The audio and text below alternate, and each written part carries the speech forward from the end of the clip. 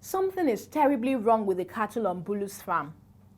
They look emaciated, have lost a considerable amount of weight in a short time, and now have breathing issues. What's more is that they all have diarrhea. Bulus happened to stumble on the feces of one of his cows one day when he noticed worms and eggs in the stool. It all started to make sense to Bulus. It had to be worm infestation, but what type of worm is this? This story would look very familiar to the one we used in our previous lesson on tapeworms. But tapeworms aren't the only types of worms we have. In today's lesson, we want to look at another type of worm, and this is called roundworm.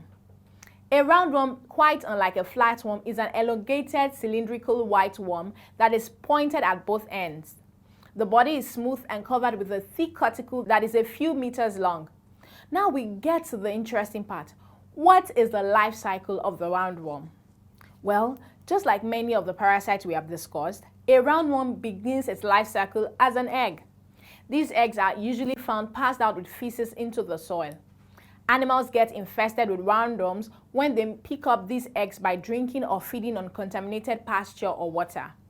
When the animal ingests these eggs are dissolved by digestive enzymes and young larvae emerge. This larvae transverse around the body, piercing through the intestinal wall to the blood, then into the liver, heart, and lungs, where they cause breathing problems like seen in Bulu's cows. From the lungs, they travel through the gullet into the intestine. It is in the intestine that they develop into mature worms. Mature female worms produce fertilized eggs, and it is these eggs that are passed out in feces by the animal. What a cycle, right? See you in the next lesson, while we'll discuss the economic importance of roundworms.